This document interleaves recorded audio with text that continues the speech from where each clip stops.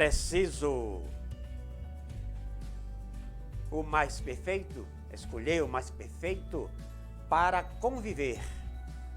Dentre todos, elegeu o bom, o sublime, o correto, sem perder de vista, perseguindo o rumo certo da peregrinada, ex nunc habituar-se a sobreviver.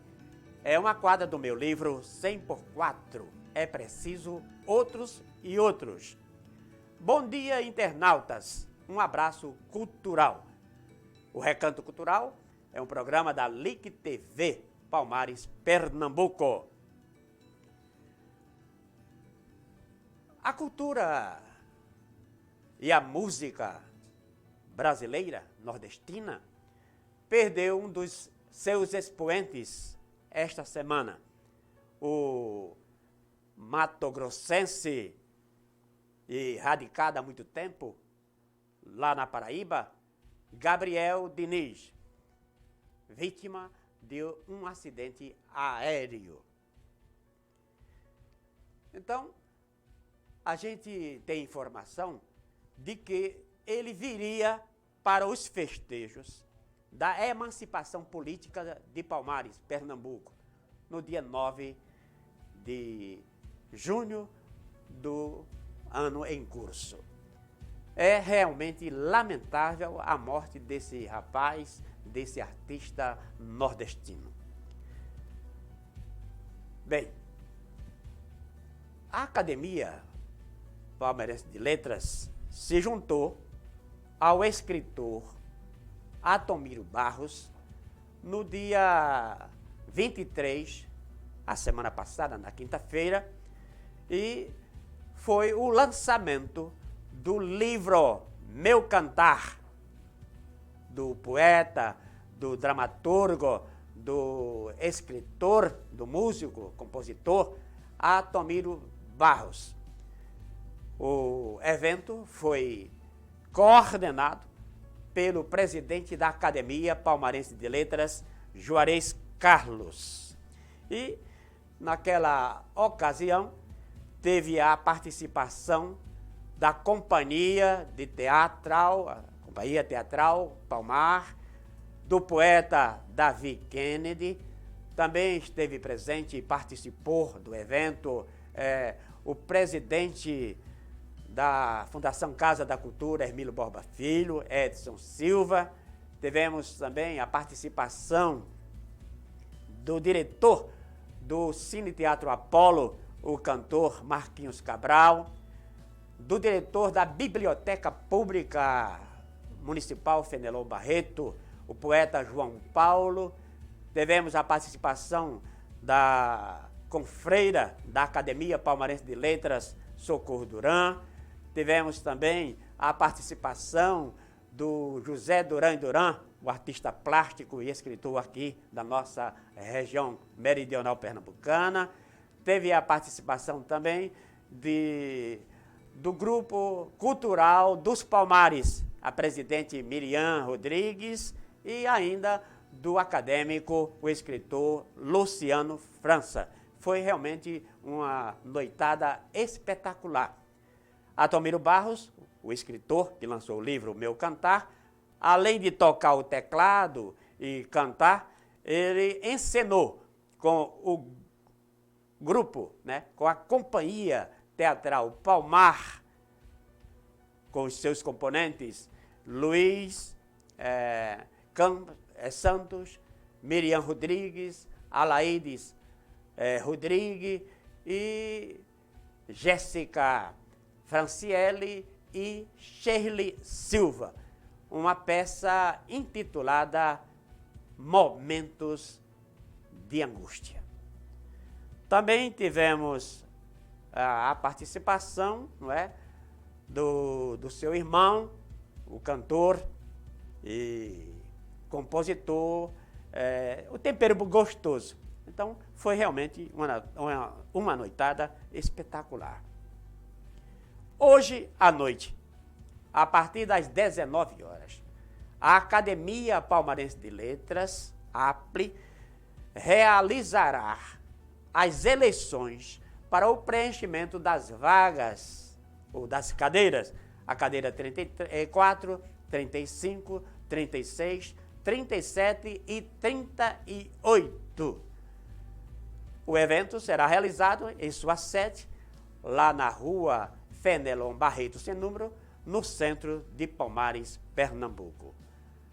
Por gentileza, diretor Nel Angeiras, role a matéria.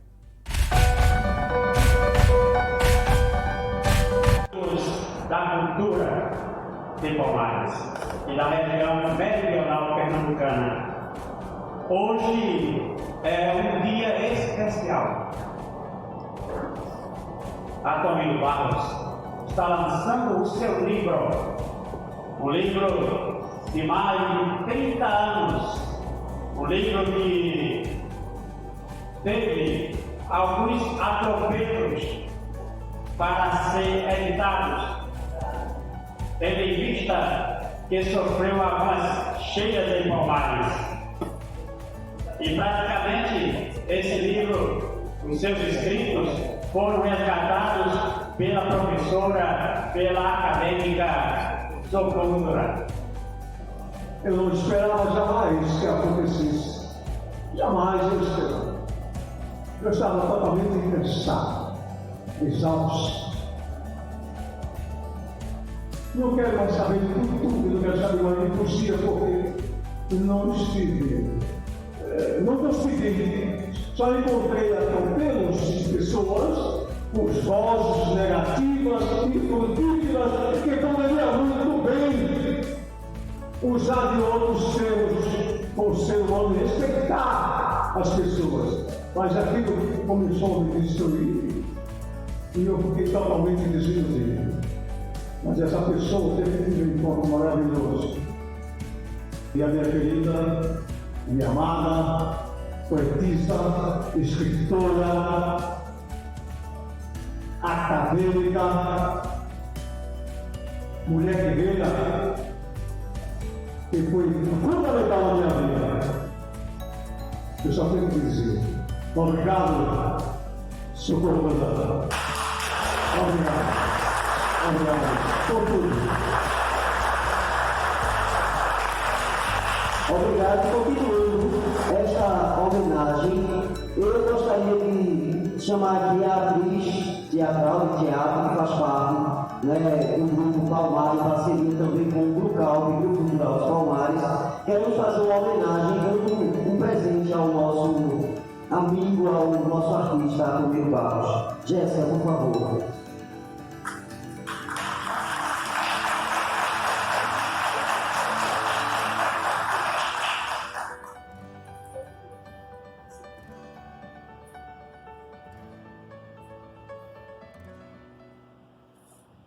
Companhia Teatral Palmares.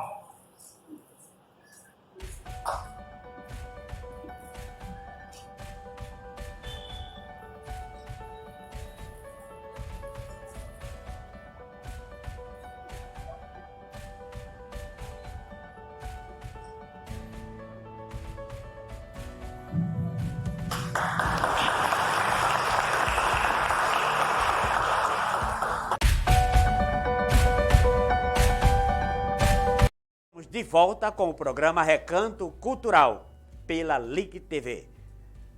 Olha, é uma satisfação enorme, muito grande mesmo, entrevistar o meu amigo, o poeta, escritor e artista plástico e meu professor.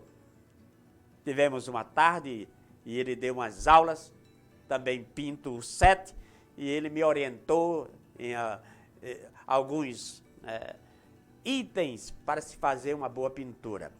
Mas estamos aqui no Recanto Cultural com Paulo Profeta, o diretor, presidente do Instituto Vale do Una, aqui em Palmares, Pernambuco. Bom dia, presidente.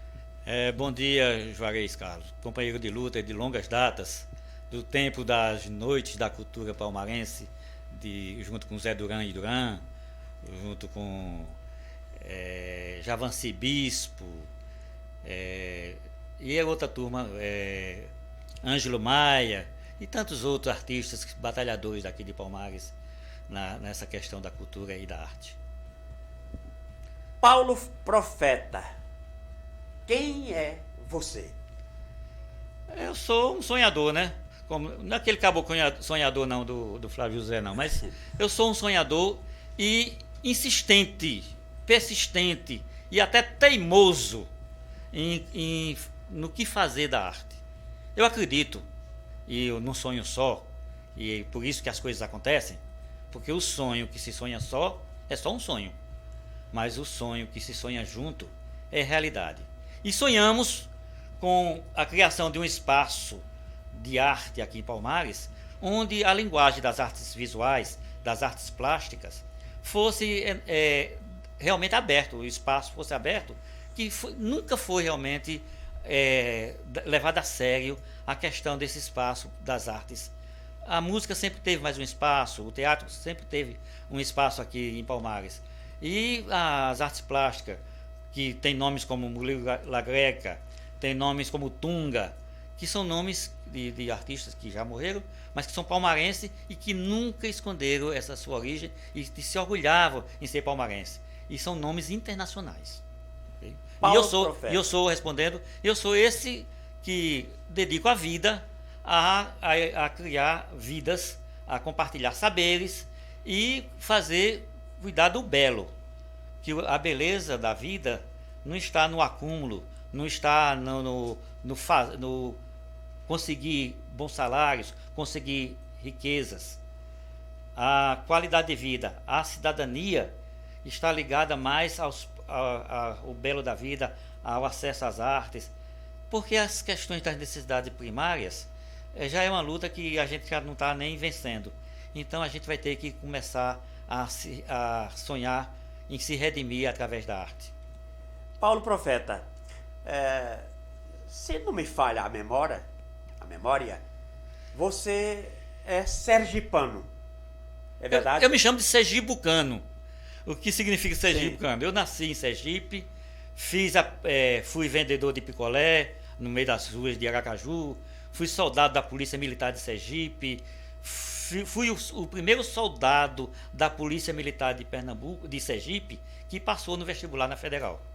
Fiz a Universidade Federal, fiz o curso de Pedagogia e na época recebi convite para ser o coordenador pedagógico de uma das maiores escolas lá o Arquidiocesano lá de Sergipe, mas eu declinei do convite porque eu já tinha sido aprovado no concurso do Banco do Brasil, e na época o Banco do Brasil era um bom emprego, na época, né? Hoje não é mais. Hoje Paulo, bancário, coitado, ele é um sofredor, é um acumulador de doenças. Você ainda é o Marajá do Banco do Brasil. Deus te ouça que eu seja, mas eu sou um sobrevivente, né? Eu diria que eu sou um sobrevivente. Mas quando eu entrei, realmente era um grande emprego, porque o Banco do Brasil era o Banco do Desenvolvimento, né? Hoje é um banco comercial como outro qualquer. Mas eu costumo dizer que eu sou sergibucano. Por que sergibucano? Porque eu cheguei aqui, vim para Pernambuco para tomar posse no Banco do Brasil, na agência de Palmares, e em 77 me hospedei ali no hotel do teu irmão, né? Ali era hotel Luar. Não, Luar é agora. Espacial. Espacial, no hotel espacial. E trabalhei primeiro 3 anos, saí daqui, fui para Alto Parnaíba, no Maranhão, inaugurar uma agência. Depois voltei, passei no concurso interno, fui ser supervisor e inaugurei a agência do Banco do Brasil de Catende, na época do Pelópita Soares, no prédio do escritor Pelópita Soares era prefeito na época? Não, era comerciante. Pelópita Soares, e o banco alugou um prédio dele e a gente inaugurou lá a agência do Banco do Brasil, mas sempre envolvido, na época o mais importante é isso, sempre envolvido tanto na educação, ensinei aqui em quase todos os colégios, inclusive na FAMASU, na época que a FAMASU funcionava no Colégio Nossa Senhora de Lourdes. Eu fui professor lá de psicologia e didática, né? Eu ensinei lá. E fiz os movimentos literários, participei das Noites da Cultura Palmarense, fui membro fundador da Fundação Casa da Cultura Hermílio Borba Filho, que o José Duran e Duran era o presidente do conselho. Então a gente tem toda essa liga, esse link, essa história junto com Pernambuco, com Palmares. E aí eu tenho mais tempo, eu estou com 65 anos, eu cheguei aqui com 20 e poucos anos. Aí eu não posso dizer que sou sergipano. Você é mais agora, pernambucano do eu que sou sergipano, e outra. na verdade. Recebi o título de cidadão Serra Talhadense. Palmares não sou não, viu? Cidadão. Por falar em Serra Talhada, você foi um dos fundadores da Academia de Letras de lá? Ou isso Eu sou mentira? eu sou ocupante da cadeira 36 da Academia Serra Talhadense de Letras, como sou também da Academia Palmarense Então, de você Letras. tem duas imortalidades. Eu acredito que eu tenho mortalidade de sobra agora, viu? Mas a Serra Talhada, o mais interessante é que eu só passei 2 anos em Serra Talhada. E lá nós fundamos a Casa da Cultura, a Casa da Cultura de Serra Talhada, que hoje agora transformaram, por causa das questões lá internas, transformaram em Fundação de Cultura, mudando o estatuto, para permitir que a prefeitura intervenha. Foi realmente uma solução burra que eu acho que encontraram, porque estava discordando do então presidente e não chamou o conselho às falas para corrigir isso. Aí fizeram um arranjo jurídico, mas que ninguém tira o ineditismo, ninguém tira o projeto da criação, até porque já é de domínio público. E isso aconteceu em 87, onde a gente fundou, e ela está lá a todo vapor, funciona realmente muito bem, apesar de agora estar funcionando como Fundação de Cultura. A Academia de Letras de lá, de Serra Talhada, está funcionando? Você participa? Porque você está a 250 quilômetros de distância. 250 não é mais. É mais? Se fosse eu estava indo para todas as reuniões. Quase 300 e tanto, é quase 400 quilômetros, é longe. Então eu me enganei, É quase como daqui para 100 Aracaju. quilômetros É a quase mais. daqui para Aracaju. Eu realmente não participo lá porque é por causa da distância, né? Mas eu estou em dia, eu estou em sintonia. Estive o mês passado lá e conversei com o então presidente da Fundação de Cultura de lá, que é o Anildo Omar, que é um dos diretores, do conselho diretor da Casa da Cultura, que é um dos simpatizantes do movimento, que tem uma instituição chamada Cabra de Lampião, que ele tem lá um chachado, tem uma ONG, e é uma pessoa muito atuante, que é exatamente ao lado da sede da Academia Serra Talhadense de Letras. E tem outros imortais lá que eu mantenho estreita correspondência. Mas Ela está em franco funcionamento, tá? Ela não é tão atuante como a daqui, porque a daqui é diferenciada, né? A daqui realmente é diferenciada. Tu achas, Paulo? Com certeza. Que realmente é difícil de você fazer movimentos literários em cidades num estado que pouco lê, né? Que as pessoas verdade. pouco lê. É lamentável. Alguém disse, e foi o presidente da Casa da Cultura, da Academia Palmarense de Letras, disse aqui, às vezes no discurso do lançamento de um livro dele, o Juarez Carlos, ele está me entrevistando, que o difícil não é publicar. E eu até concordo com ele, porque papel aguenta tudo. O que você escrever, pode botar lá que o papel aguenta. Não se incomoda, Aguenta não. por muito Agora, tempo. o difícil é ser lido. O difícil é ser divulgado. Esse é que é realmente difícil. Mas a Academia Serra Talhadense de Letras está funcionando plenamente. Lá é de letras só? Só de letras, só como a daqui, é só de daqui? letras. Não, Porque é tem exatamente como a muitas daqui. academia em Pernambuco, A que é de academia letra, arte, música e outras coisas. é a Academia Serra Talhadense de Letras. Muito bem, Como a Paulo. daqui. Você que é membro de Serra Talhada e de Palmares, não é? Tem alguma coisa diferente? Existe algo que diferencia uma academia de outra? Eu acabei de dizer que eu participo muito pouco, né, da de Serra Talhada. Eu só um pouco à distância, só recebo os informativos de lá. Eles publicam um jornalzinho que estão na frente da gente, que a gente devia ter um jornalzinho online, né, para que a gente divulgasse, que aqui tem mais atividades, mais do que divulgar, porque aqui é mais atuante. Para você ter uma noção, eu não tenho procuração para falar sobre a Academia Palmarense de Letras daqui, nós estamos participando quase que regularmente dos eventos da Academia Pernambucana.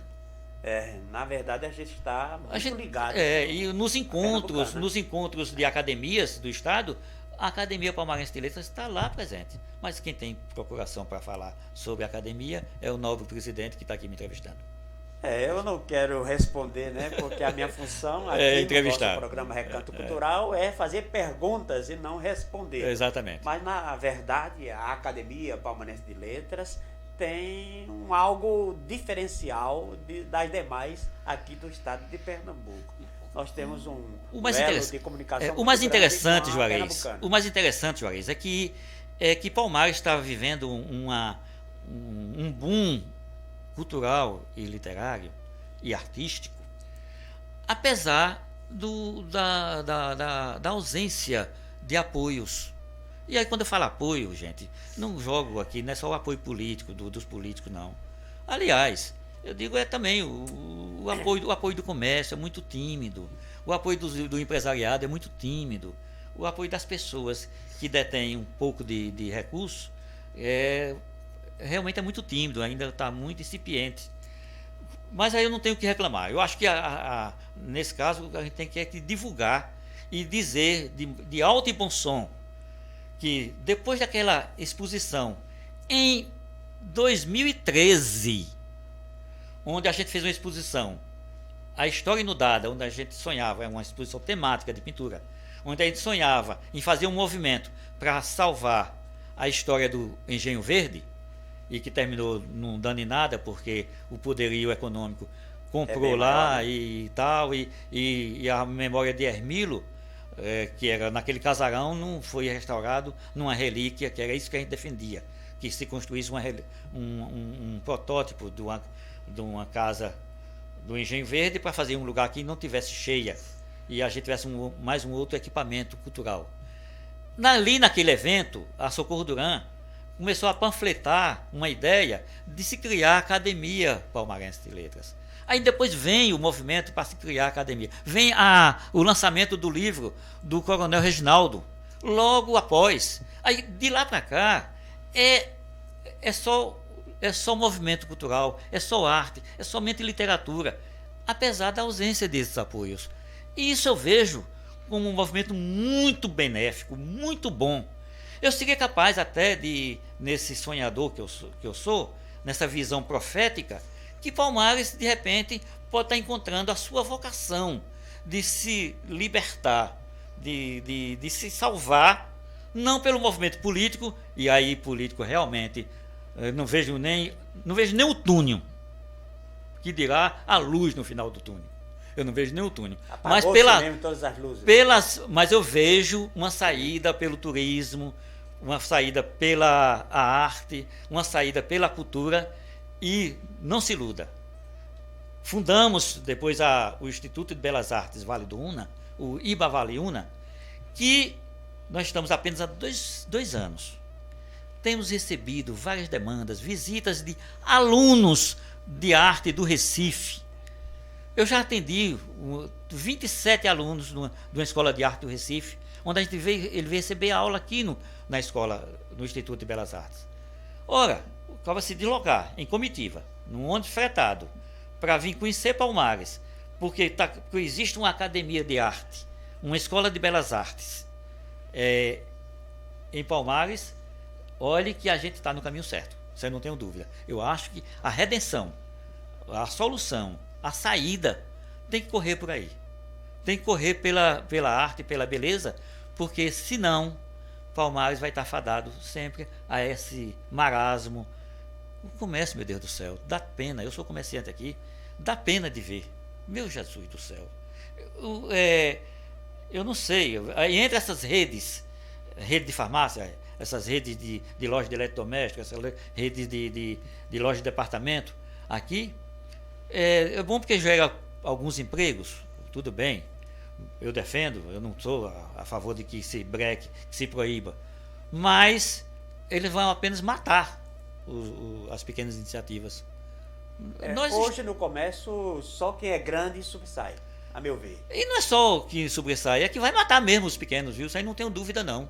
No ramo de farmácia, estão inaugurando tanta farmácia que é o meu ramo, eu tenho uma farmácia aqui, que eu estou achando que tem mais farmácia do que doente a essa altura. Se não fosse essa hipocondria desse povo que gosta de se automedicar, de comprar remédio por conta própria, eu acredito que já tinha fechado muitas. E vai acontecer esse movimento de fechamento de farmácia. Mas Paulo Profeta, você vai responder depois dos nossos comerciais. Como surgiu o nome Profeta no seu nome? Responda depois dos comerciais. Okay. Enquanto isso, nós vamos beber a água cultural.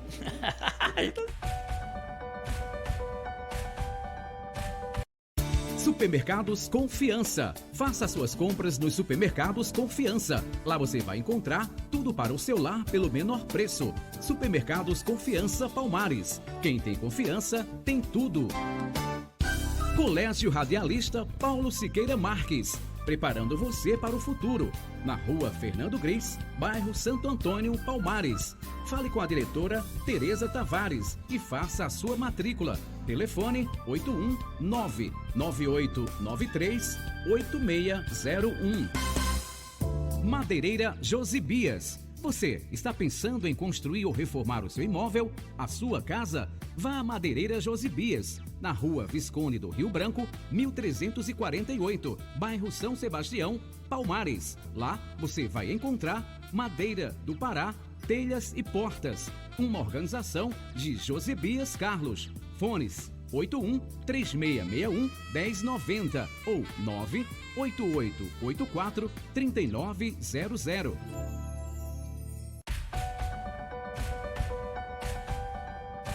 Luar Palace Hotel, o melhor da cidade, com piscina, sala de convenção e o mais gostoso café da manhã regional meridional pernambucana. Apartamentos climatizados com ar, TV e frigobar. Luar Palace Hotel, Rua da Palma, número 39, Centro, Palmares. Telefone 81-3662-1220. Luar Palace Hotel, o seu lar fora de casa. Super Padaria Brasil, a mais antiga e tradicional de Palmares, oferecendo aos seus clientes lanches, pequenas refeições, salgadinhos, doces, sorvetes, picolés, sucos, refrigerantes, pães, bolos, biscoitos, bolachas e o gostosíssimo café expresso. Super Padaria Brasil, uma organização de Ricardo Cunha e Fabíola Belém. Praça Paulo Paranhos, 1122, Centro de Palmares. Fone 81-3661-1965.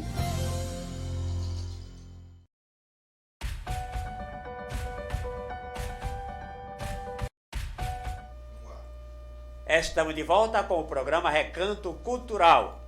Antes da resposta de Paulo Profeta, queremos mandar um abraço cultural para Tiaguinho Siqueira, o grande safoneiro aqui da região, da Mata Sul, do estado de Pernambuco, Carlinhos Brasil, o eterno ternurinha, palhaço, Leandro Manuel, Mário Castro e Serginho Raízes. Um forte abraço cultural para vocês.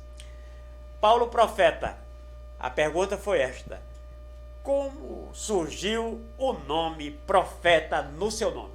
Eu quero resumir isso, porque isso dá uma noitada de cerveja, viu? E de uísque. Na verdade, em Sergipe tem uma família que me chamava de Profeta. E somente essa família hoje mora no Rio de Janeiro. E quando eu cheguei para tomar posse no Banco do Brasil, eu acredito por causa desse ar religioso que parece que eu tenho, né? Que tem um ar diferente, né? Aí os funcionários, que na época o Banco do Brasil tinha 53 funcionários. Aqui em Palmares. E começaram a olhar assim, e é um padre, E hoje tem quantos mais ou menos? Deve ter no máximo uns 13 ou 15, uns 13. E naquela época o movimento era bem menor do que hoje. Aí ele disse, vem trabalhar aqui no banco, é um padre, é um sacristão, E na época estava passando aquela novela da Tupi, com Carlos Alberto Strazi, que é o Profeta. Não foi a versão que a Globo apresentou. Na época era a versão original, primeira, né? Que a Sei. Tupi apresentou.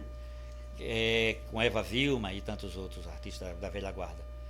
E nisso eu comecei a ensinar nas escolas, no Nossa Senhora de Lourdes, na faculdade, comecei a ensinar no EMAG. E começaram souberam dessa história, né, do apelido, que no Banco do Brasil começaram a me chamar de profeta. E começaram também mexendo comigo, né?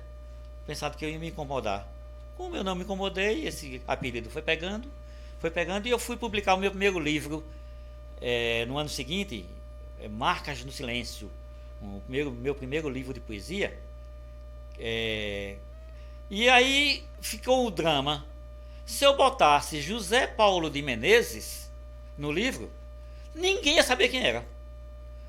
Tanto é que um dia eu esqueci de assinar o livro o ponto lá do Banco do Brasil, que na época tinha um livro de ponto, hoje é ponto eletrônico. E quando o supervisor foi encerrar o livro de presença, aí disse: quem é esse José Paulo de Menezes que esqueceu de assinar? Eu digo: ô rapaz, desculpe. É você, profeta? Ele que estava no dia a dia trabalhando, não me conhecia, e que encerrava o ponto todo dia. E eu ia publicar o livro e aí eu digo: quer saber de uma coisa? Eu cheguei para o Anchieta, que foi quem fez a capa, e disse: pode botar Paulo Profeta mesmo. E de lá eu não conseguia me livrar do Paulo Profeta. Eu fui fazendo carreira no banco, cheguei a ser gerente de agência, e a superintendência do Banco do Brasil mandava correspondências oficiais. Com o nome Paulo Profeta? Não, cobrando metas. Senhor gerente, Paulo Profeta, a sua agência ainda não atingiu a meta.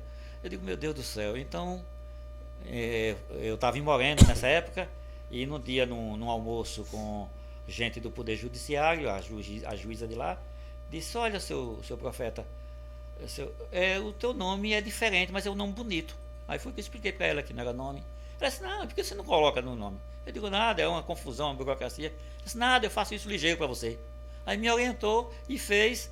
E quer que eu diga uma coisa? Sim. A sensação é de vida nova. Você Não é que renasceu não é a que partir do renasci registro do seu sem nome, precisar Paulo morrer Profeta. o José Paulo de Menezes. O Paulo A ganhou partir de então é Paulo Profeta. Paulo Profeta e agora pronto. E agora é para a eternidade. Quer dizer que a sua certidão de nascimento É hoje... José, agora é de casamento, né? Porque a de nascimento foi averbada, mas a gente não usa mais, ninguém existe, mas é a de casamento. É José Paulo Profeta de Menezes. Que inclusive isso nas escolas dá para fazer um bom concurso, né? Quem realmente acertar o nome todo de Paulo Profeta. Duvido que tenha muita gente que acerte. São Mas, poucos. Paulo, vamos partir agora para a sua área plástica, Eu estava ansioso. de desenho, de pintura e de ensinamento. E você é um mestre em pintura. Como foi que surgiu, iniciou essa vontade de botar no papel, né, ou na tela, o pincel? Não, esse sonho é de infância, né? Eu sonhava em fazer a Escola de Belas Artes. Era na infância. E eu precisei, pasmem, de me aposentar, esperar me aposentar para realizar esse sonho. Daí eu dizer que eu sou teimoso até, né? Porque um sonho de adolescência, onde eu ganhava dinheiro na época dos colegas para fazer as capas dos trabalhos deles. Eles me encomendavam. E na época eu estudava num colégio Tiradentes, que hoje é a Universidade Tiradentes, né? É a UNIT. Esse colégio fazia uma programação no mês de abril em comemoração a Tiradentes, né? Isso é em Sergipe. Em Sergipe. E nessa época, isso eu estou falando da década de quê? Da década de 70, do início Foi da... no século passado. Né? No século passado, eu estou falando. E aí nisso, fazia um concurso de cartazes. E os cartazes que eram selecionados iam para a exposição. Exposto lá numa casa, num grande centro lá na rua João Pessoa, que é uma rua do centro comercial de Aracaju. E eu gostava, eu me divertia de ver, porque os colegas me encomendavam os cartazes, me pagavam, e eles botavam o nome deles e eram selecionados para essa exposição. E eu ia assistir a exposição de ver os trabalhos que eu fiz no nome dos colegas. Aquilo me divertia, eu gostava, aquilo não me diminuía, eu gostava disso. Teve uma vez que eu resolvi participar, isso foi a última vez, e eu coloquei um trabalho também meu. Aí você caprichou nesse aí? Não, também foi selecionado, né? Como os outros, dos outros colegas, que foram feitos por mim. Lá, na verdade, era quase um individual. O ganhador sempre era você. Não, era quase um individual. Mas respondendo a sua pergunta, eu sonhei em começar a pintar e tal, por aí, e mantive esse sonho. Olha, trabalhei no Banco do Brasil 30 anos, foram 29 anos e meio, arredondado 30 anos. Eu trabalhei quase 5 anos na Universidade Federal de Sergipe. Eu fui agente administrativo do corpo administrativo da universidade, que entrei lá por concurso público. Eu fui soldado da Polícia de Sergipe por 2 anos. E toda essa época eu alimentava o sonho de fazer a Escola de Belas Artes. Sim. Depois que eu me aposentei do Banco do Brasil, no mesmo ano que eu me aposentei, eu entrei no ateliê de uma artista lá de Recife e comecei a frequentar o ateliê e comecei a estudar. Depois eu fiz toda a grade dos cursos de arte do SENAC, que eu recomendo. O SENAC de Recife presta um grande serviço à arte com um bom professor que lá eles mantêm, que é o Marcondes. Eu recomendo, ele é o meu grande professor. Que eu vou trazer ele para Palmares para vir dar aula aqui no Instituto. E aí a gente fez toda a grade e eu vi que eu podia ir mais longe. O que é que eu fiz? Fiz o Enem, e na época fazia o Enem e fazia também o vestibular. Era conjugado. E consegui passar e conquistei uma vaga no curso de Artes Plásticas, na Universidade Federal. Fiz o curso de Artes Plásticas, e antes disso fiz intercâmbio com Portugal. Estudei na Escola de Belas Artes da Universidade do Porto, estudei desenho e pintura, e eu estava participando de uma exposição lá, e o professor, que é o curador da exposição, chegou para mim e disse, eu elogiei, né, o nível da escola. Eu fui convidado para falar em nome da minha turma. Vê, um brasileiro do Nordeste, de Pernambuco, de Palmares. É um Rui Barbosa. Não, para chegar lá e numa escola que forma artistas, e eu ser convidado para falar em nome da turma na exposição. Aí foi quando eu disse, elogiando, o professor disse, mas o Paulo, no português lá dele, que é diferente do nosso, o Paulo está a elogiar o nível da escola, eu agradeço, mas a gente não sabe o que os alunos que saem com esse novo saber não sabem o que fazer com esse novo saber. Aí eu respondi a ele, pois olha, professor, eu sei o que vou fazer com esse novo saber. O que é que o Paulo vai fazer?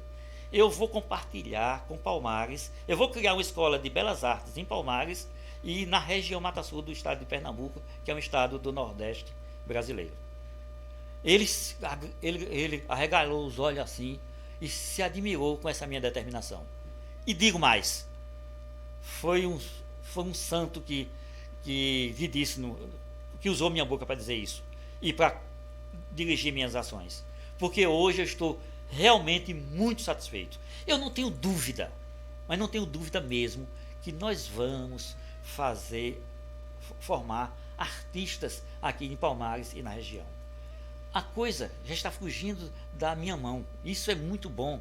Hoje o Instituto de Belas Artes, que começou com uma pequena oficinazinha, com 10 alunos de desenho e depois 10 alunos de pintura, hoje está abrindo as portas para outras linguagens de arte. Hoje nós temos o Antropocine, nós estamos trabalhando, o Flávio Rufino trabalhando cinema, trabalhando também o barro, que a gente deu o nome do ateliê de barro do Instituto de Belas Artes, homenageando ele, o barro fino.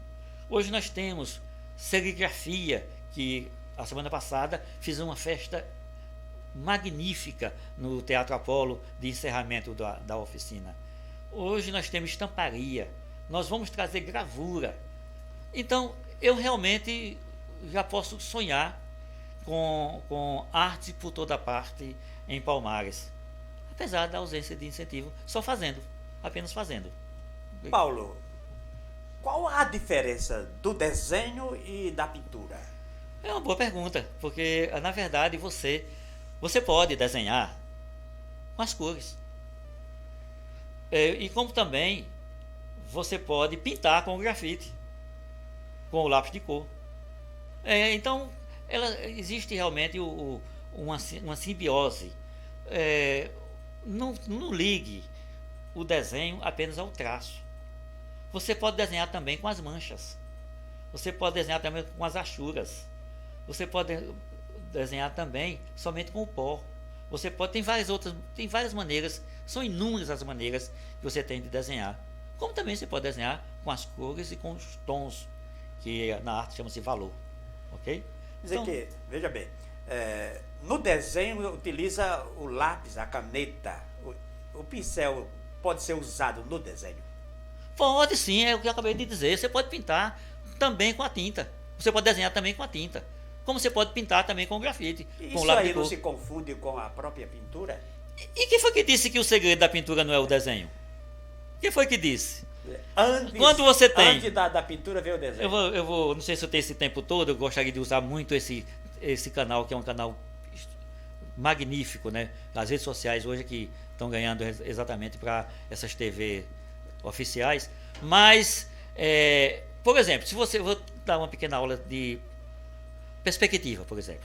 Se você vai fazer a perspectiva linear, logicamente que o traço vai ser valorizado, né? Porque você está trabalhando com a perspectiva linear. Você pode trabalhar também, dando o sentido de profundidade, com a perspectiva tonal, onde o que está mais perto é mais escuro e mais nítido. E o que está mais distante, ele é mais claro e menos nítido e esbaçado. Por isso que quando você olha no firmamento, no horizonte, na linha do horizonte, você pode ver, se tiver montanhas, por exemplo, que elas recebem até um azulado, né?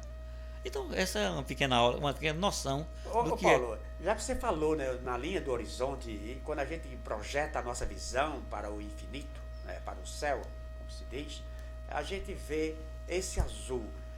Essa cor azul que a gente vê, ela é real ou é virtual? Gostei. É exatamente o chamado, esse esfumaçado, né? A chamada veladura, né? Veladura. Que vem de véu, né? Véu. Não vem de vela, não, vem de véu. Então, esse véu que a nossa visão vê, né? Que vai transformando, mudando as cores, é que nos, voltando ela é real. Você tem que é real porque alguém está vendo, né? Mas quem está nos dando isso, essa realidade? Por quê? Ela é real, realmente. Porque realidade e fantasia, quem vai dizer são os olhos, né? Vai dizer é a gente que está observando. Como é que eu vou dizer que não é real? Logicamente, se você se deslocar para lá, para aquele azul, você não vai encontrar o azul, né? Mas ele é real por quê? Porque a distância está lhe dando essa visão. É como a própria noção de perspectiva. Se você chegar e ver, por exemplo, um arco, uma porta, ou um arco, à distância, e você vai para debaixo dele, você vai ter visão completamente diferente, né? Desse arco. Verdade. Então você...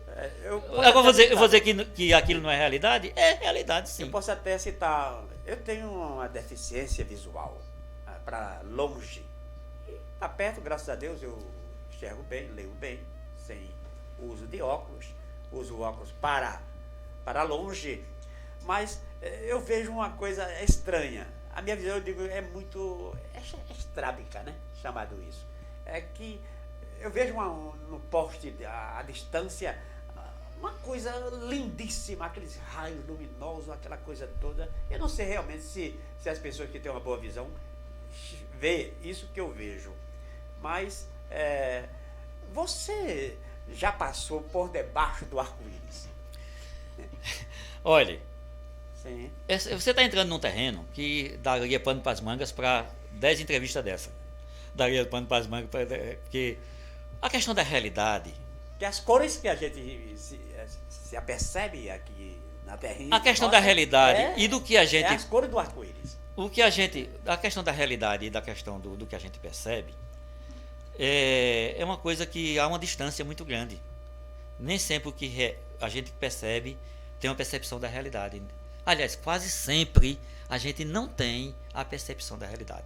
Por exemplo, entre 10 alunos que não teve nenhuma iniciação de desenho e de pintura, que entra na nossa escola, eu faço sempre o primeiro teste para ver se ele consegue. Eu boto um objeto e boto um foco de luz e, logicamente, eu peço para ele descrever o que é que ele está vendo. E eu quero que ele descreva com riqueza de detalhes. Eu passei por esse teste. Você passou por esse teste.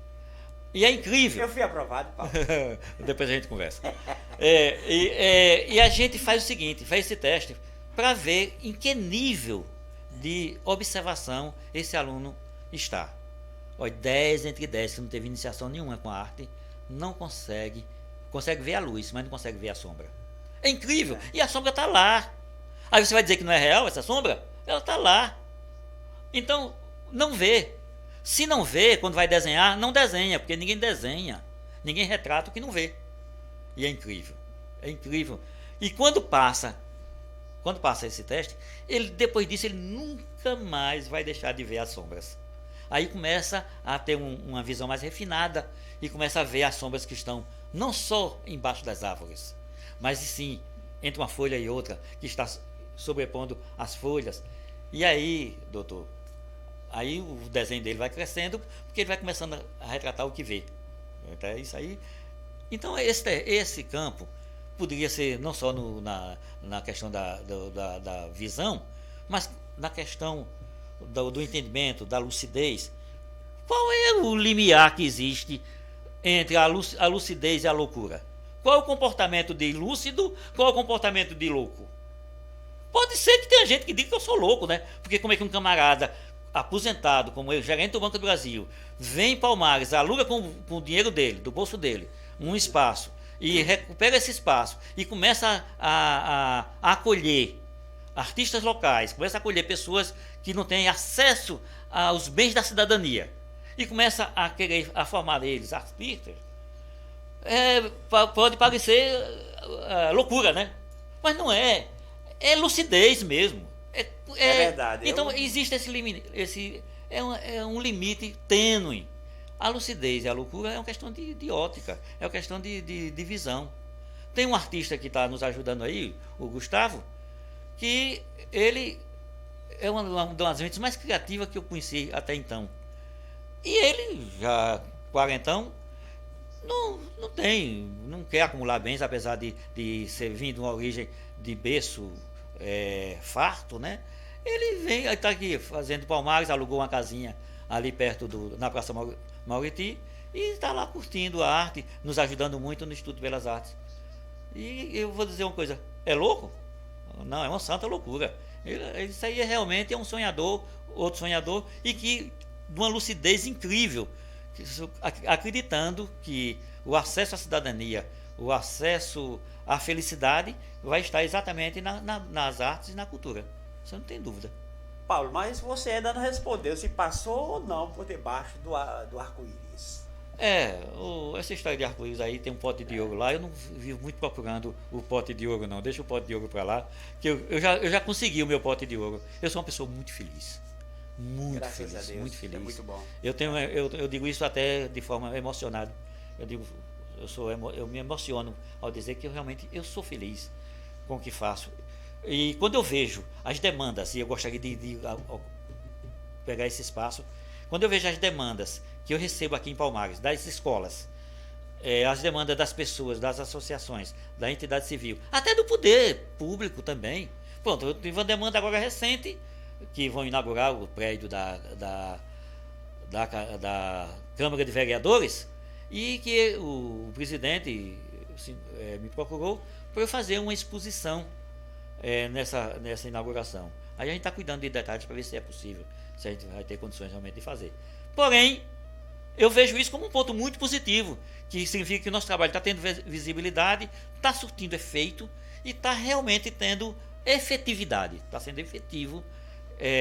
E nós temos se vocês não sabem, nós temos o carinho, o respeito, a admiração. As pessoas entram lá em Palmares como se não estivesse acreditando que em Palmares aquilo fosse possível. E é por isso aí que a gente, nessa efervescência, a gente já anuncia, aproveita esse espaço para anunciar que um novo projeto, além dos que estão em andamento, é um projeto de memória, um chamado Memorial Palmares, onde a gente vai no dia 3 de agosto. 3 de agosto. 3 de agosto, que é um sábado. Deste ano.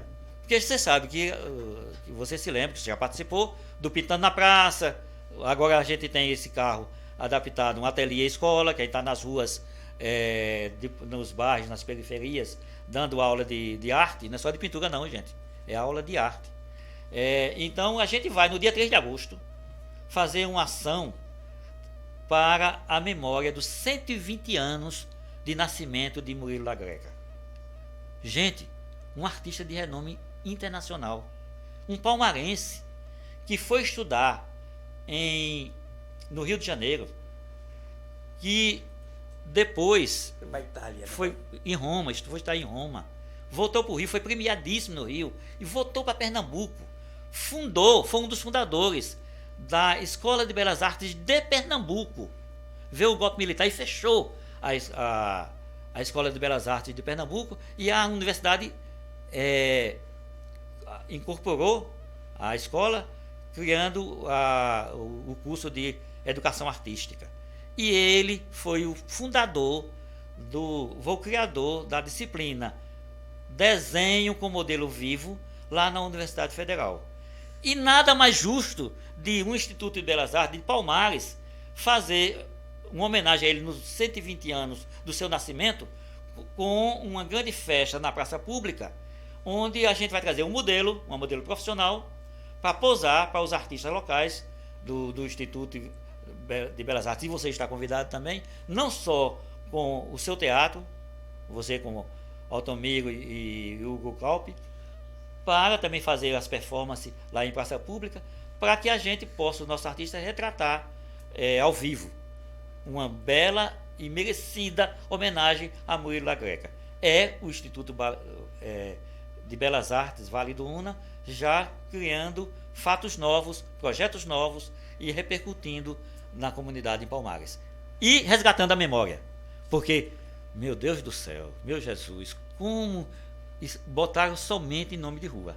Mas Murilo da Greca não é... É um perfeito desconhecido. É um perfeito desconhecido, exatamente. É um ilustre desconhecido. E aí a gente vai resgatar. Ô Paulo, me responda depois dos nossos comerciais, o que é o pintar, ou pintando na praça? Pintando na praça, eu queria responder antes. Eu queria responder antes, porque Pintando na Praça foi um projeto que nasceu de uma catástrofe, daquela catástrofe da cheia de 2010. E você se lembra que a cheia foi no dia 18 de junho, e só vieram conseguir lavar a praça principal, a Praça Paulo Paranhos, em outubro, final de setembro para começo de outubro. Aí eu já era aluno recém-chegado da universidade.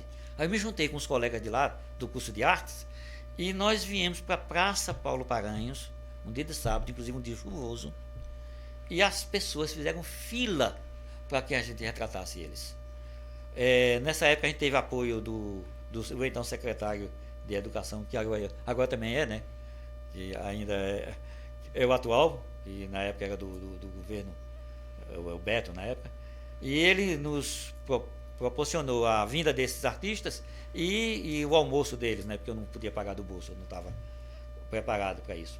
Só que a intenção desse projeto era resgatar a autoestima, né? Resumindo, ficaram me cobrando para que eles voltassem e os artistas ficaram querendo voltar. Nós já fizemos 5 versões do Pintando na Praça. O Pintando na Praça é um simples projeto que a gente traz artistas de Recife, da região metropolitana, e junta artistas da localidade e dos municípios circunvizinhos, e a gente ocupa a Praça Paulo Paranhos uma vez por ano e depois faz uma exposição de um mês. Eu soube que você já varou outros municípios com o seu pintar, ou Pintando na Praça. Nós fomos para Catende, para Igarapeba, né, para São Benedito do Sul, E nós temos demanda, é porque as limitações são grandes, né? São muitas limitações. Mas nós temos demanda para outros municípios, inclusive para a Serra Talhada. Nós temos uma demanda para ir para lá. Mas eu não tenho realmente recurso para ir sozinho, é difícil para a gente fazer isso. Porque é um ato público, não é pouco dinheiro, pouco recurso, mas tudo para um só. É gratuito, né? Quem vai fazer Quem quiser pintando, participar, tudo é de graça. tem lá o cavalete, material de desenho, tela, material de pintura, tinta, pincéis e tal. É só sentar ou ficar em pé, ok? É só atuar, é só pintar. Pintar não só o 7. Pintar o 7, o 8, o 9, o 10. Pintar a vida, né? Mas Paulo, profeta, o nosso tempo está no limite, não é? E eu quero agradecer a sua presença aqui no nosso Recanto Cultural e dizer que para mim foi uma satisfação muito grande receber da sua inteligência plástica, literária e até mesmo financeira. Você deu hoje realmente uma aula, né, para nós que somos aqui palmarenses e que temos o comércio à beira de uma falência total. Bem, Paulo, muito obrigado. Você poderia dar um minuto para a nossa eu quem realmente agradeço. Considerações finais. Eu agradeço a criação de um espaço como esse, dessa TV e do seu Recanto Cultural, é uma coisa que realmente nos anima e vê que Palmares está no caminho. É a saída exatamente por essas que parecem pequenas iniciativas, mas que de repente pode bombar, pode tirar Palmares desse marasmo todinho e jogar no lugar que lhe é merecido. Palmares tem que voltar a ser a canção da natureza. Isso aí, e vai ser pela cultura e vai ser pela arte. Okay? Obrigado, Paulo. Mais uma vez eu digo. Podemos para os nossos comerciais? Não tem. Ainda tem tempo? Não. Se tiver tempo, eu tenho muito o que dizer, viu? Dá uns alô pro pessoal. Então eu quero agradecer a presença dos nobres, né, dos companheiros que participam do nosso programa aqui do Recanto Cultural. Um abraço forte, um abraço cultural para todos vocês e dizer que o próximo programa, na próxima quarta-feira, estaremos fazendo uma entrevista com um jovem humilde aqui da cidade de Palmares, mas que tem demonstrado um poder muito grande de fazer poesia, a poesia popular. Vamos entrevistar na próxima semana o poeta popular Ricardo Cordel. Quero também informar a todos vocês que o Recanto Cultural vai fazer uma grande homenagem, né, ao nosso nobre acadêmico Elias Sabino de Oliveira, um imortal aqui, um dos maiores professores de português. E, na verdade, a gente tem que estar em mente, na nossa consciência, de que Elias Sabino de Oliveira está vivo. Olha, gente, então, no próximo programa, teremos Ricardo Cunha. E quero dizer a todos vocês, lembre-se, um povo que não lê, não tem história e nem tampouco imortalidade. Tchau, tchau.